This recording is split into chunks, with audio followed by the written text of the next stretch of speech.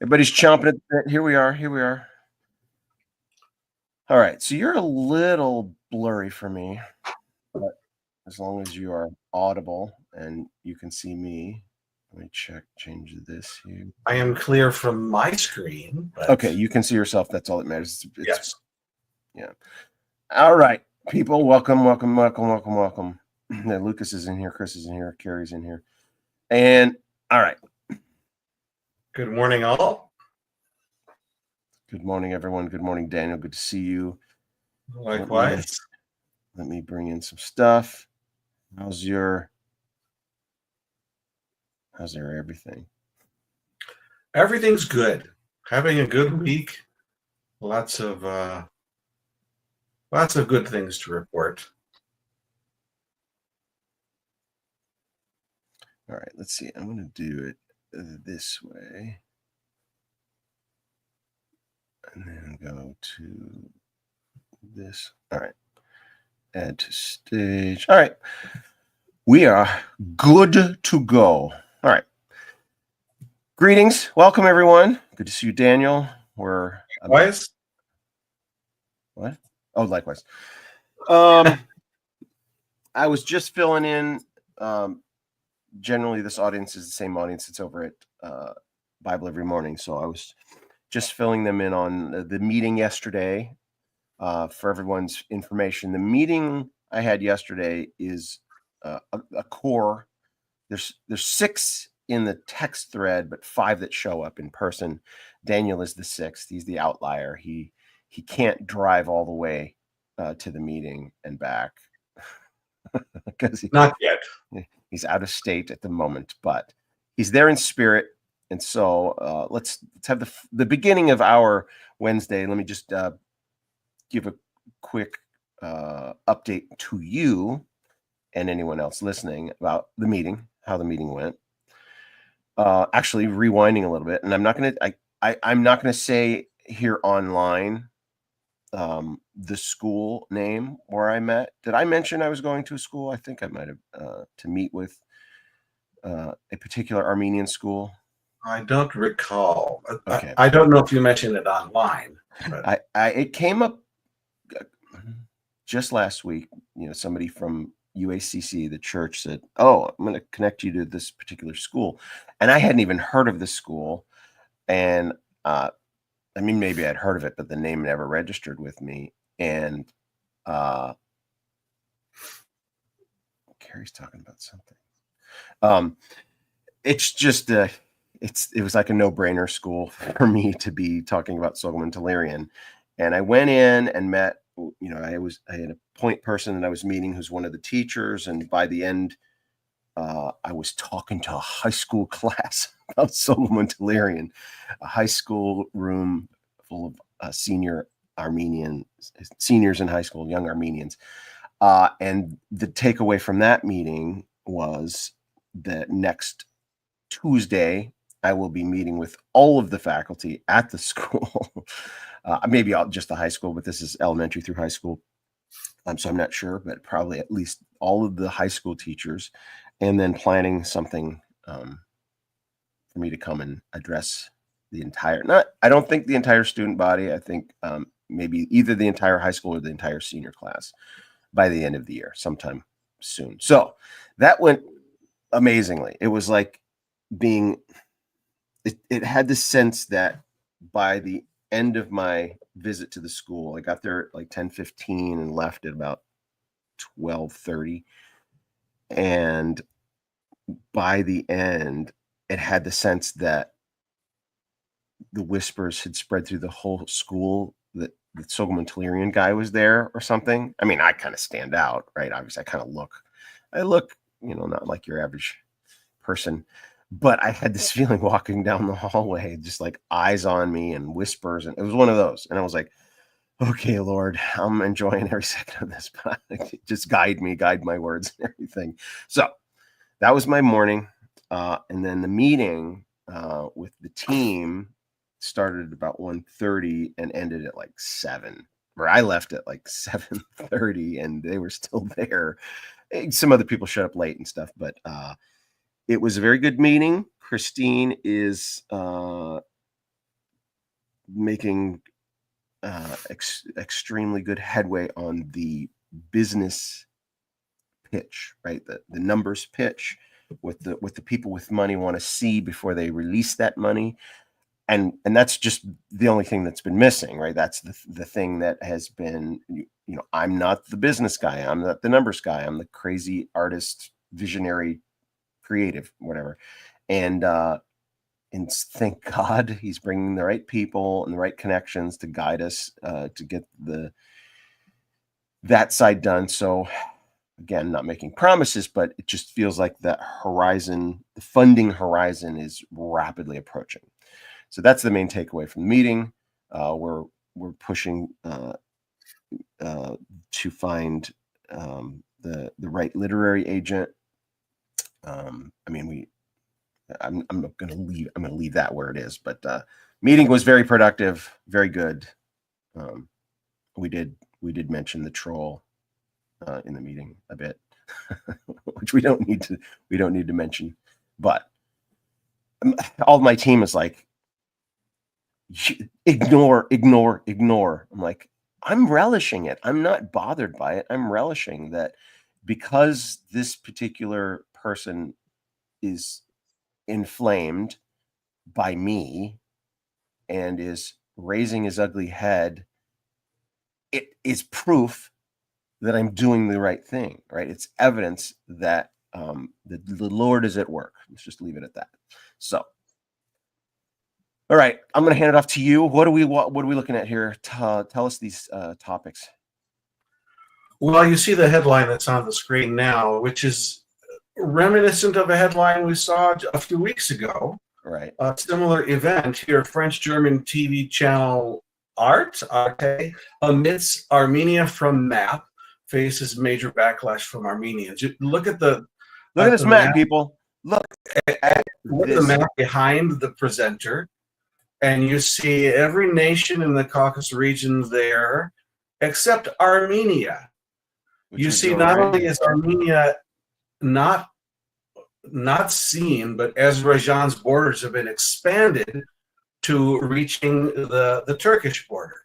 So Armenia has been eliminated from this map, and it's created quite a controversy, obviously.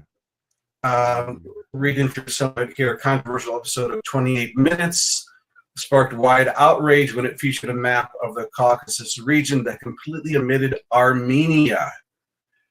The omission has generated significant backlash, while many are accusing them of either a severe lapse in fact-checking or deliberate editorial choice. Yikes! Yes. Going further down, the omission could not simply be dismissed as a minor mistake. It raises important questions about the channel's commitment to presenting well-researched and accurate content, especially given the delicate nature of the issues surrounding Armenia and its neighbors. In the wake of public backlash and multiple complaints, they have delayed issuing an official response. The broadcaster has yet to clarify whether this was an unintentional mistake or a more concerning editorial choice, and make a public apology for the mistake. So obviously it's an error, and they have not apologized from it. You see at the end of the article, it says, following the backlash, the TV channel first removed the episode from the website. Later on, the episode was re-downloaded, but the scenes with the map were covered up. I find it interesting that on the one hand, they deleted the episode and then re-downloaded it or re-uploaded it, whatever, with the map covered up, yet they haven't issued a statement about that. Why? Why are they remaining silent about this? And why is this the second occurrence that we have seen in the last few weeks of Armenia being erased from maps? Now, this is standard playbook for our Armenia propaganda, or rather Azerbaijani propaganda campaigns, to eliminate Armenia from the conversation and to denigrate any issue related to Armenia. They raise the profile of Azerbaijan, and they do things to discredit Armenian history. this is really an outrageous situation, and Armenians are rightly angered about this, and it was that anger, that focused anger, directed at the channel, which forced this channel to remove the episode, and then remove that image in the background. So we need this. This is proof positive that as we hold people's feet to the fire, we hold them accountable. Our voices are heard, and we see these wrongs addressed. So this is one of many places that is doing that. But Michael, what is your take on all of this? I try to hear to Occam's razor, right? The simplest explanation is usually the right one. And applying Occam's razor to this scenario is somebody made this map omitting Armenia, right? Somebody made it and knows what the map is supposed to look like. So this is somebody who is Turkified or anti-Armenia, anti-Christian. Somebody made this map. Number one. Number two, it was some producer who is tasked with providing visuals for the show coming up is looking. I don't know where they look, but I know the producers that I have worked with, they'll Google, they'll go wherever and find this map. I don't know what their database was, but clearly, so that's where it ends for me. This map was intentionally created, and then they picked it to talk about whatever. But the next conspiracy, or the next point that has to be addressed, is there's been no apology, right? That speaks more than anything. The person who made this map, you can't tie them necessarily to the production, right? They're using this map. I don't know the details, but maybe you can. But at face value, somebody found a map, they used it. You can't tie it directly to this TV network. But what you do tie directly to the TV network is their response to the controversy, and they have not apologized. So what that tells me is there's either Azerbaijani and or Turk employees in the company, or they're beholden to some powerful financial lobby, right? That's what's going on. This is, the encroachment of evil in this particular production. They're trying to vision cast, right? They're trying to prepare people for their vision of the world. That's what this is. Really, what we see here is Azerbaijan is not an independent nation. It is Turkey Junior. Right? I mean, that's obviously my inflammatory take on this, but the point, they're Turks. Azerbaijanis are the same group as they're the same. It was Stalin that divided the place up. It was always the intent of the Ottoman Empire to make this one single nation from the Mediterranean to the Caspian Sea. Armenia was an inconvenient hurdle. So here they're trying to condition people for their vision of what the world should look like. Pure evil. This is genocidal, right? This is an example of genocide, continuation of genocide. Genocide isn't just the killing of living organisms, right? Not humans, right? That's not genocide. That's one facet of genocide. Genocide has multiple. This is all written out in the Genocide Convention by Raphael Lemkin. I'm not saying genocide is more than just that. No, it's actually the definition of genocide has 5 major points that are categories, and one of those categories is this kind of information erasure, right? Erasure of any trace. The word Armenia, the perimeter of a nation called Armenia, the language of Armenians should be expunged from the earth, right? That's all part of genocide. So we're witnessing it. We're just witnesses of this genocidal process. Yeah, I saw this yesterday. I'm glad you brought this because I saw this yesterday. So I think it's also another example of Azerbaijan not being honest brokers for peace. Right. They are changing narratives. They're holding Armenian citizens illegally. They are. They have a peace agreement that's ready to be signed. They're not talking about it. They're not signing it because they're holding out for more. They are firing shots across the border, which we see in another article. All of these put together paint a very clear picture of their approach to this process.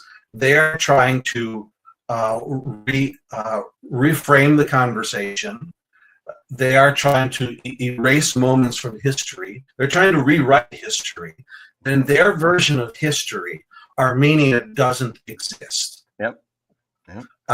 And by erasing the past, they are trying to change the future. And in their minds, the future is a future without Armenia. Not a smaller Armenia, but Armenia that no longer exists. That is the design of what they are doing. And it's systematic. They're approaching it on multiple levels. And let me just reinforce that point. Yeah.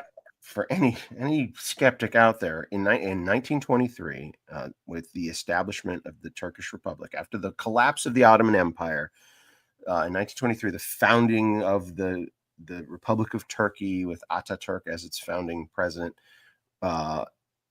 they also had something called I believe it's called the Alphabet Revolution, where they took, if you wanted to go to school in Turkey, your academic institutions, they switched from I believe it was from Arabic to Latin. I forget which way it was. I'll have to look this up. But if you wanted to read a book about history, it was in one language. And in 1923, they switched languages. And in that new language, omitted every reference to Armenia. The word Armenia, by switching languages, meaning all of those books had to be rewritten, and they removed the word Armenia, Armenian, any history of Armenia. They removed or replaced it with some other word. That is what Turks grow up in for the last century. They grow up in an education system that completely omits the word in the history of Armenia. That's not just an idea. That's what's been happening. And this is a perpetuation of that. All right. And here, tell me about this article, because this is obviously all related. Well, here again, we have a peace agreement in which both Armenia and Azerbaijan have agreed to the terms of. Yet, Azerbaijan is not signing it. They're not talking about it, even though all the points have been agreed upon already. And what has basically happened, and what they're explaining in this article, is that they're holding out for more. They want Armenia to rewrite its constitution. They want corridors opened up in, connecting the two different parts of Azerbaijan, or what they call Azerbaijan. Mm-hmm. And here again, they are not honest brokers for peace. On the one hand, they have these conditions for peace, and when Armenia agrees, they move the goalpost. And that's what's happening here. Armenia says, okay, we'll agree to this. And then Azerbaijan says, oh, one more thing. And they reach an agreement. Oh, you know what? One more thing. And so, are you familiar with the Oslo Accords? I think it was called the Oslo Accords. Does that ring a bell? I'm not really familiar with it. I'm a little vague on it. I saw a documentary at Sundance Film Festival that went straight into it. I believe it was in the 70s. It was this big, hailed as this, monumental peace conference with the Arabic states and Israel. And I think, who was it? Yasser Arafat was meeting with whoever it was at the time, and they were supposed to be signing this, it's amazing, Palestine and Israel are coming together. And it was like Israel was conceding to all the demands. And it's time to sign all the demands. That Israel was like, okay, we're good, let's sign this. And like, nah, right? That's exactly what you're saying. It's like, it's a stall tactic, right? Okay, the West wants these agreements. The West, the Western culture, they, want these treaties and these resolutions and peace accords and blah, blah, blah. And we'll give lip service, right? Well, okay, let's negotiate. And then let's make a change here, and it'll stall it for a week. Let's make a change here, it'll stall it for a month. Let's make a change. It's perpetual. They're never going to sign an agreement, and when they do, they'll break it, right? So, well, that's pretty clear. You know, it's infuriating for Armenians and people who care about Armenia when both Azerbaijan and Turkey are framing this as Armenia being aggressors, Armenia being rights violators and breaking international laws and treaties. And yet, who is making all of these aggressive moves here? This is all what Azerbaijan is doing, and Turkey as well. This is it really enrages me when I see what's happening. I'm glad that Armenians are speaking up, and I encourage them to continue to do so. And I think we also need non-Armenians, people like you and me, to be telling this story, to be explaining the facts to people and standing up and defending Armenia's position in this, because Armenia has been isolated. You know, their so-called allies have not supported them as they should. And I see you're calling up the next headline here. This one hits home to me. Syonik residents report nightly gunfire from Azerbaijan. So we have a peace treaty that's ready to be signed. We have news organizations deleting Armenia from the map. We have Azerbaijan holding prisoners, again, violating international law, people that should be returned to Armenia, and they're putting them on trial for bogus charges. And now you have nightly gunfire in the Syonik region coming from Azerbaijan. We see a pattern here. So as I read here, Armenia's defense ministry Tuesday acknowledged that it's recorded artillery fire along the border with Azerbaijan, adding that now I'm going to put this in quotes, adding that the shots are not targeting the territory of Armenia. That's not what the residents of Syonik are saying. If you read further down the article, one of the residents says they shot at 10 o'clock at night, at 2, once at 4, today and yesterday. Yesterday, while we were clearing the field, they also shot at us.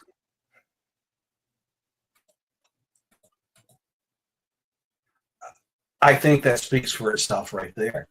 I have friends who live in this region. Syonik, is this south or north?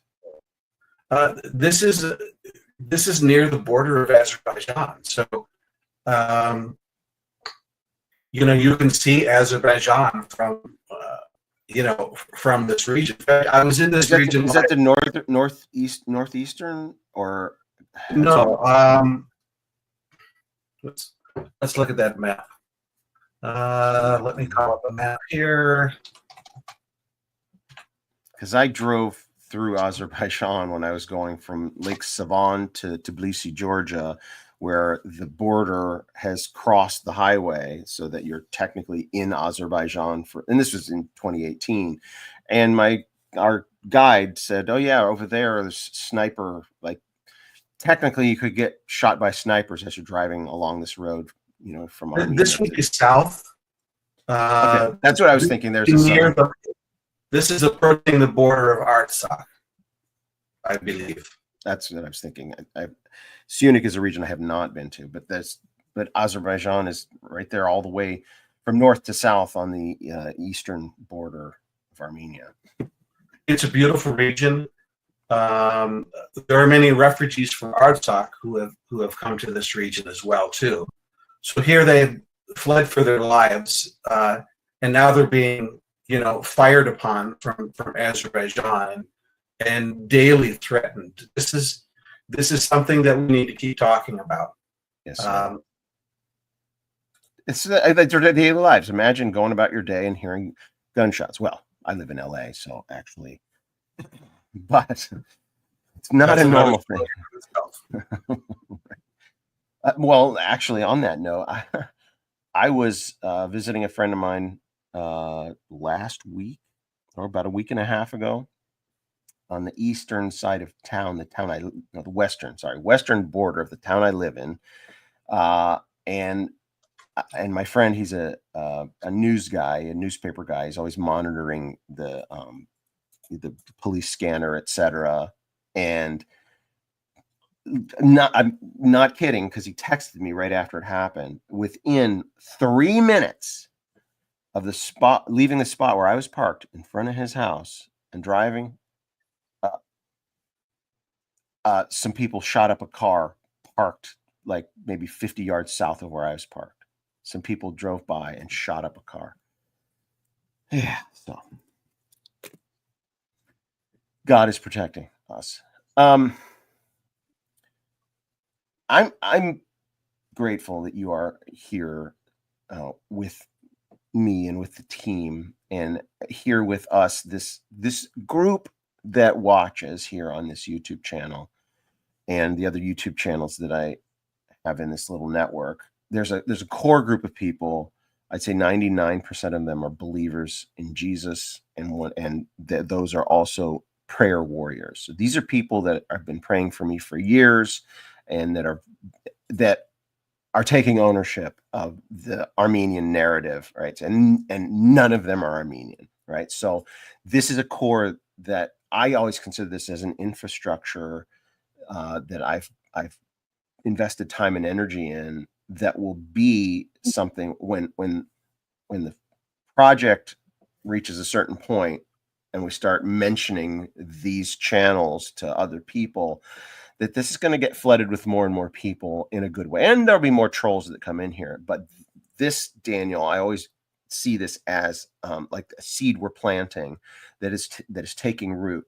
And the causes that we lift up here, obviously all things Armenia, because I'm building it, but the people here get it, right? They're learning about the Christians here are learning about their own history. They're learning that Armenian history is Christian history. The mere fact that I can say these words: the geographical territory of the first Christian nation still exists, still a Christian nation, yet it's smaller than it's ever been before. But the fact that it still exists means God's on it, right? God's got it, and he's drawing attention to it. And because we live in an era where information technology, it's unavoidable. You can no longer hide what's going on in the farthest regions of the world. And so it's going to be exposed more and more and more. And that's what we're doing here. We're being a part of that coming wave of exposing truth. And when you shed the light, things heal. So I fully believe that all the efforts that I'm doing with the Sogoman Talerian project will directly impact that part of the world in the most positive way, that will reverse these things. You and I both believe sovereign Artsakh will return, and more. I believe there is a bright horizon in our very close ahead. That's my. I think also too, as Christians, whether we are Armenian Christian or American Christian or whatever, we are seeing the plight of our brothers and sisters in Armenia, and we have an opportunity to stand with them and support them with prayer and with our voices, raising our voices. And when we see injustice, we as Christians can say, no, this will not stand. We're not going to remain silent amidst this kind of aggression, against this kind of evil against our brothers and sisters. So our voices do have an impact. When we see that this article that you brought up again, that this video was taken down, it was only taken down because people said, wait a second, this is wrong. Yeah, it was Armenians in France that were like, wait, right, wait a minute. And we as Christians have the opportunity, when we see these kinds of injustices and this inaccurate information, say, hold on, that's not true. We're going to defend the truth. We have that opportunity and we have that responsibility as Christians. And so while Armenia is under siege, under attack, we know that our God is greater, and that we we put our trust in him for our future. Amen. And on that note, we are out of time. Love you guys. See you next week. God is in control. Amen.